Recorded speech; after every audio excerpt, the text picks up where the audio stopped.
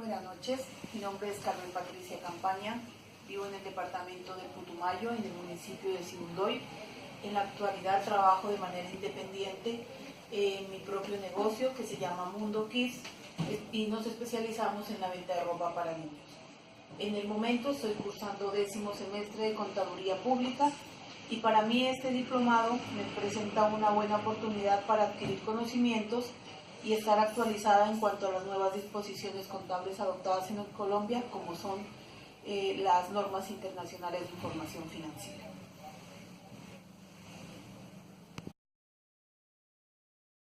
Marco conceptual.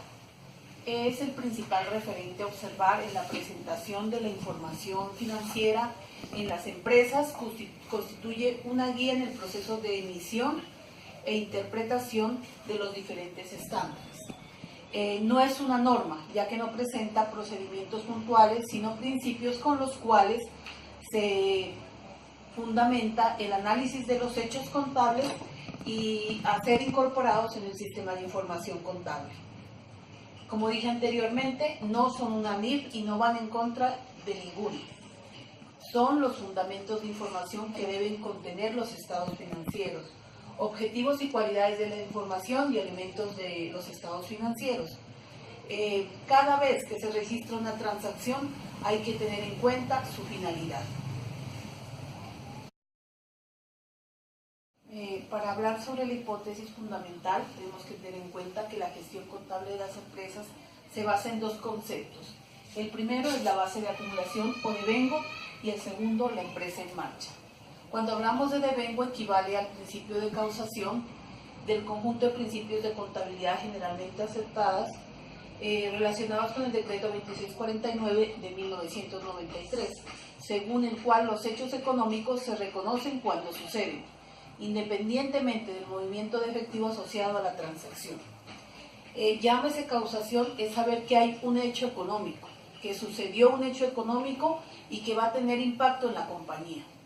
Y si este va a tener impacto, hay dos requisitos para reconocerlo.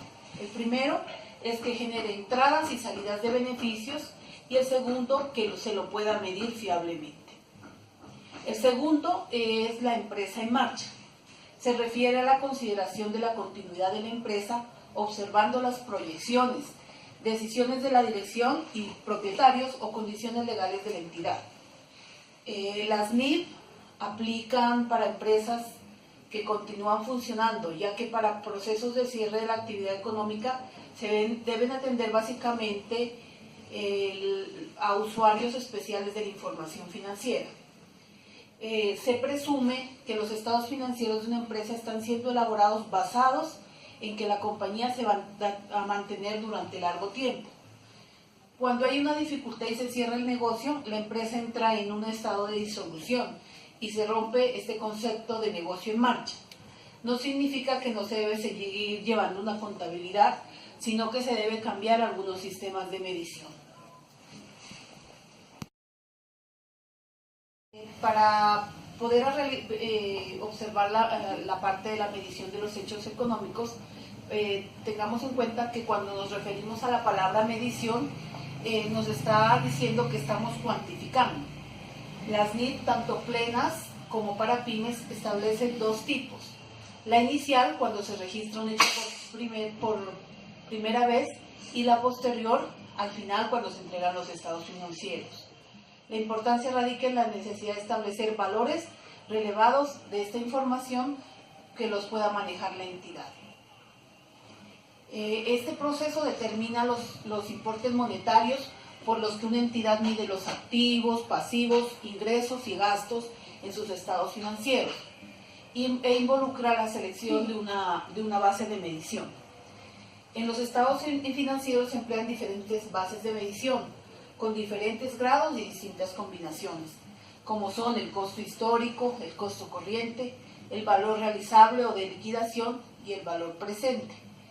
Cuando hablamos de costo histórico nos referimos a que incluye los costos ocasionados por la adquisición. En cuanto al costo ajustado, el costo es el costo histórico ajustado más la inflación. También tenemos el valor actual de reposición. Este representa el equivalente al valor que se va a asumir al reponer un activo en el momento actual. También está el valor del mercado o de realización, que se entiende por un valor de realización a las inversiones de renta variable, el promedio de la cotización representativas en la bolsa de valores en el último mes y a la falta de su valor intrínseco. Valor presente. El valor presente es la suma que se recibirá en la fecha futura, es aquel capital que a una tasa dada alcanzará en el periodo de tiempo contado hasta la fecha de su recepción un monto igual a la suma de recibir a la fecha convenida. Y por último, el método de participación, en el cual la inversión se registra inicialmente el costo y se ajusta posteriormente por los cambios subsecuentes a su adquisición en la participación de la inversión en los activos netos de la compañía en la que se invierte. Cuando influye en las decisiones y permite evaluar sucesos, ya sean pasados, presentes y futuros.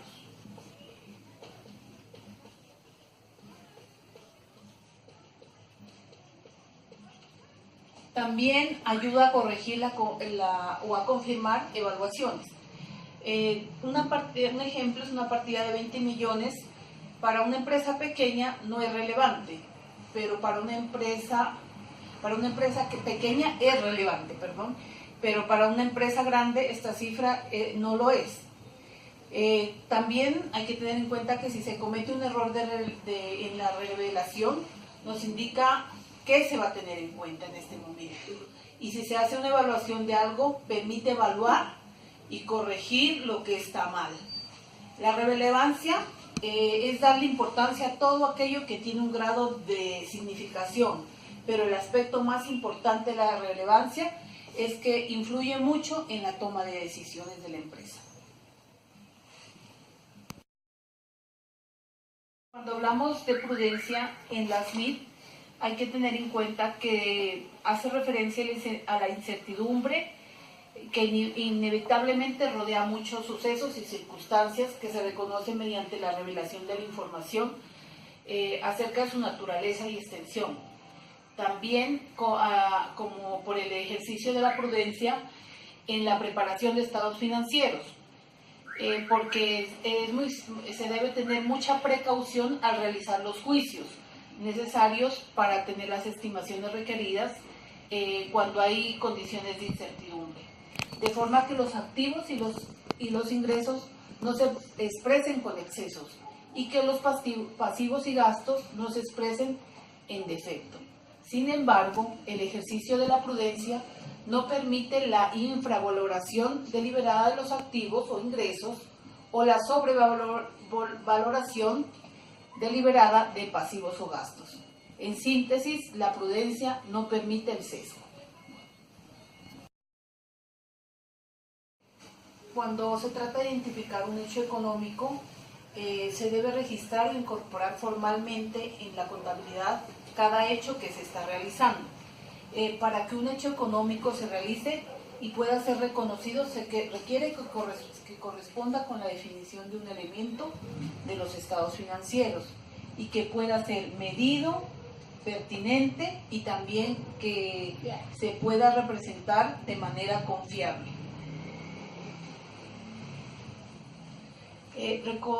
Cuando reconocemos un hecho, reconocemos los activos, pasivos, ingresos y gastos.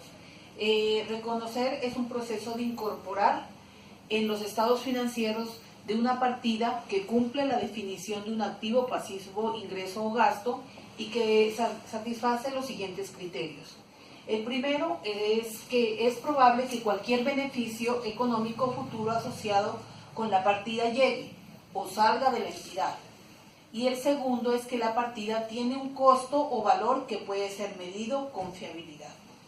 La falta de reconocimiento de una partida que satisface esos criterios no se rectifica mediante la revelación de las políticas contables seguidas, ni tampoco a través de una nota o de otro material explicativo.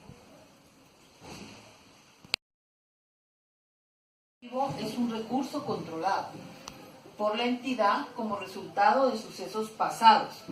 Pero de estos hechos pasados, la entidad espera obtener beneficios futuros en cuanto a la parte económica. Es un recurso porque se cuenta con él también está debidamente registrado y se le puede hacer un seguimiento cuando ocurrió un evento anterior. Por ejemplo, si hay un dinero es porque alguien lo aportó, o me cancelaron cartera, o por un préstamo. Si tengo cartera es porque vendí, si tengo inventarios es porque compré. Se obtendrá beneficios en el futuro. Por ejemplo, si tengo dinero en el futuro, podré pagar compromisos. Si tengo inversiones, las puedo volver recursos al venderlas y la cartera la podré volver disponible. Es una obligación pertinente de la entidad, surgida a raíces de sucesos pasados. Esta tiene un vencimiento del cual se espera que la empresa se desprenda de unos recursos para poder cumplirlos. El pasivo es un elemento de los estados financieros y del estado de la situación financiera y es una obligación presente porque en el momento que se la adquiere se está adquiriendo la obligación de un pago posterior.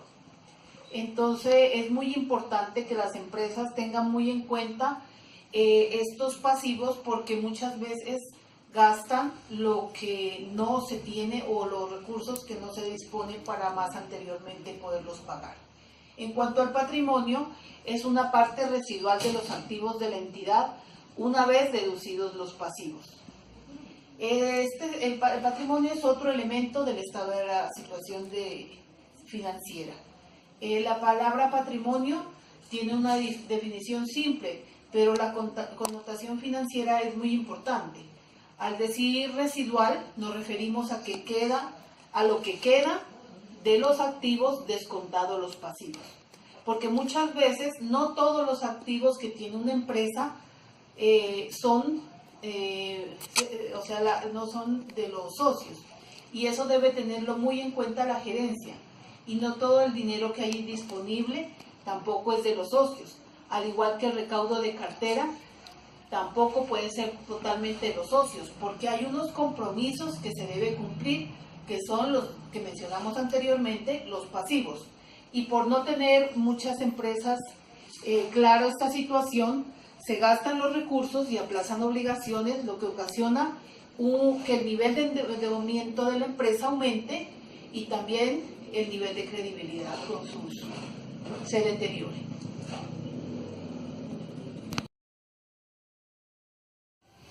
En cuanto a las NIF, cuando se habla de los estados financieros, se hace referencia principalmente a 4 estados. El primero es el estado de la situación financiera a la fecha sobre la que se informa. El segundo es un estado de resultados integral, donde se informa todas las partidas de ingresos y gastos reconocidas durante un periodo, incluyendo a partidas reconocidas al determinar el resultado y presenten todo lo que tenga que ver con ingresos y gastos y las partidas de otros resultados integrales.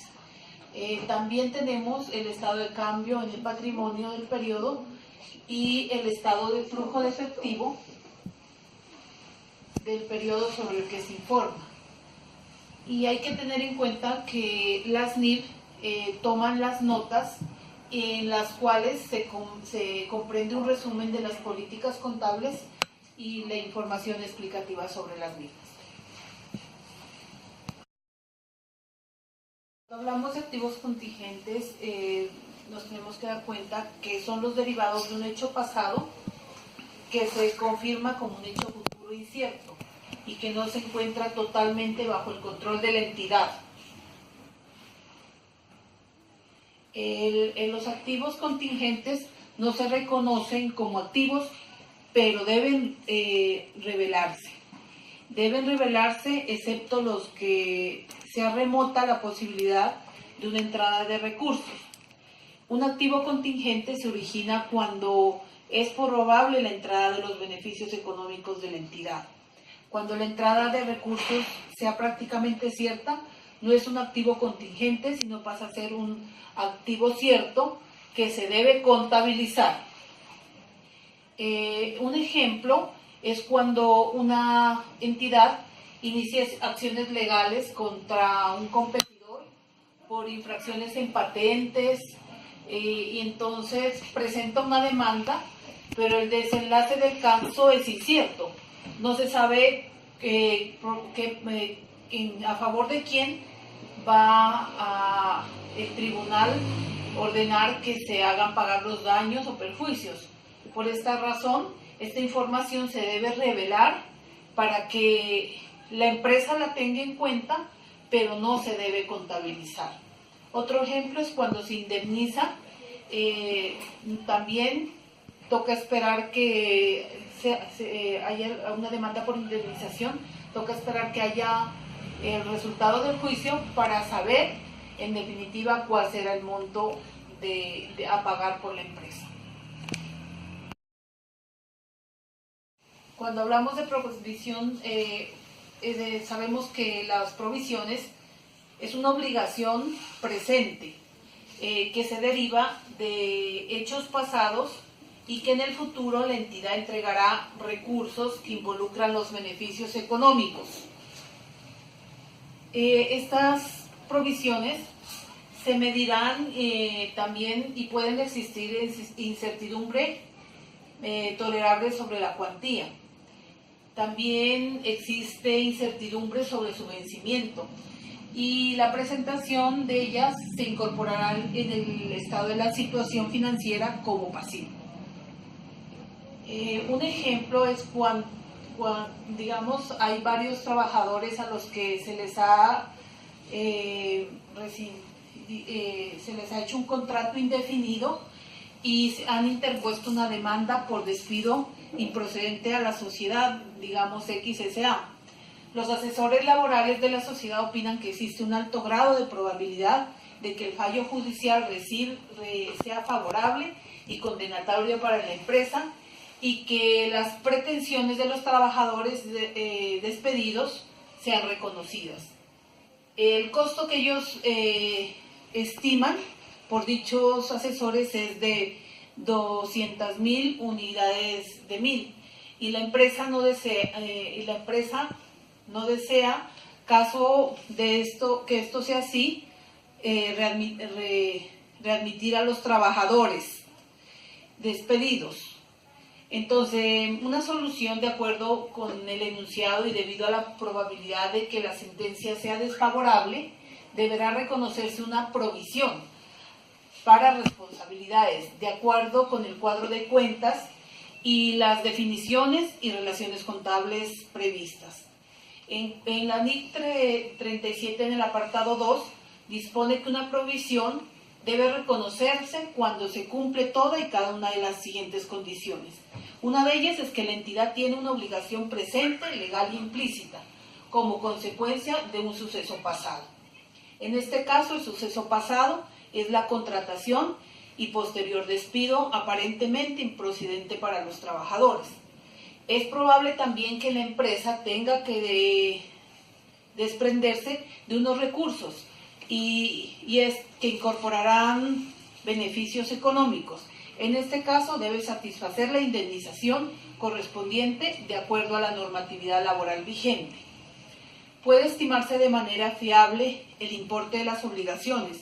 Los asesores laborales de la empresa estiman con un alto grado de fiabilidad y una función de la normatividad aplicable cuál será el importe de la indemnización que deberá abonarse a los trabajadores despedidos.